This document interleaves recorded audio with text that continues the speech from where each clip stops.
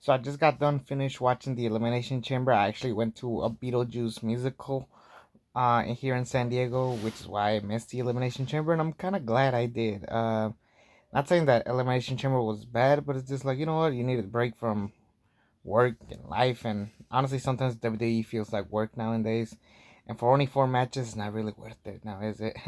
um, I did have some fun to say the least. Like I did like Finn versus Punk. It was a solid match. Not as good as the one in Dublin.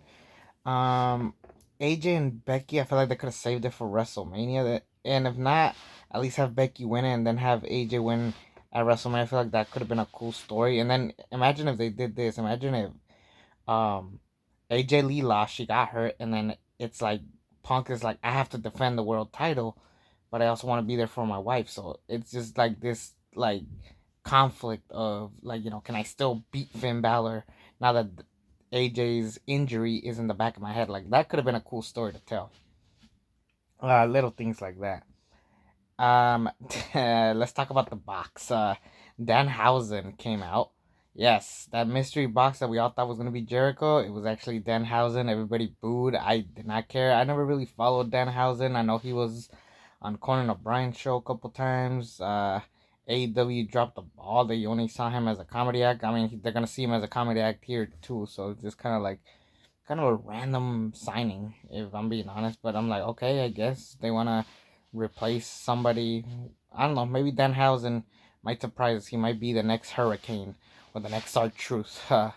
Let's be honest. Those guys are awesome in their own way. Santino as well too. Yeah, those are your OG comedy um, wrestlers. The chambers themselves, the women's chamber, it was either gonna be Tiffy or Rhea.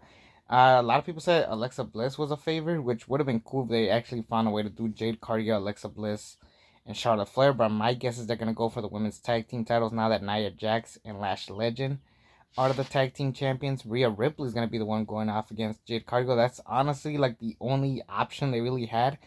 Tiffany Stratton and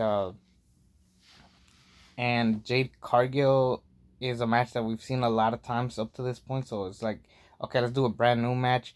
What does this leave Io? Maybe she could face Julia. Maybe they're gonna put her in a multi-man ladder match for either the women's IC belt or the women's US belt. I don't know. They're gonna do something with that. Hopefully this is the year that they actually um put the mid card women's belts on the line. They definitely will with the women's IC belt now that AJ Lee's the champion. Um, I don't know. I just feel like the women's chamber, they just really were like low on who they had. I mean, Kiana James was in it. Don't get me wrong, she's hot. She has athletic ability, but she does. I don't know. She just hasn't found her click yet. And then for the men, it was either gonna be Cody or Randy. And we all knew that Drew McIntyre was gonna interfere. I feel like ever since Triple H took over as head creator, I feel like every men's elimination chamber has ended with like people interfering. Logan Paul in 23, AJ Styles in 24, um, Seth in 25, but he was already in the chamber. So and now this time they double it up. Seth interfered, Drew McIntyre interfered. It's just like, man, and then Logan Paul pinning basically three guys on until Seth Rollins officially comes out. If they were gonna do that with Seth Rollins interfering, why wouldn't Seth Rollins interfere the second somebody got out? Like it just doesn't make sense, you know. It was actually kind of funny the way they did it with a security guard taking down a masked man, and then Seth Rollins sneaks in. That was actually pretty funny. The double pin by Raquel, I forgot all about it. Yeah, that was a cool spot for Raquel. Raquel is definitely getting pushed now. They're basically treating her like Diesel, which I like. But yeah, let's go back to the women's chamber. Let's go back to the men's chamber. Man, I'm just all over the place. Sorry. Um, Wow, I'm happy that Randy Orton win. I don't think they're actually gonna do Drew McIntyre versus Randy Orton. I personally think they're gonna do Drew McIntyre, Cody Rhodes, Randy Orton, and Jacob Fatu. I feel like that's the route they're going with.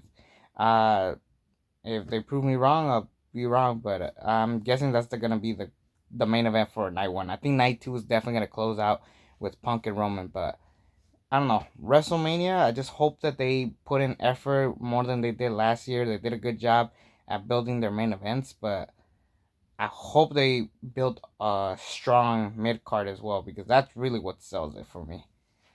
Just the fact that it's a good overall premise of a show. Unless you have like an Iron Man match like WrestleMania 12, um, it can't just be a one night show. And please fill up the card. Don't do 5 matches each night. Don't waste people's money and lower the prices. Damn it. Anyways, Elimination Chamber, solid show, okay matches, definitely unpredictable. I'll give you that. But yeah, let's see where WrestleMania takes us.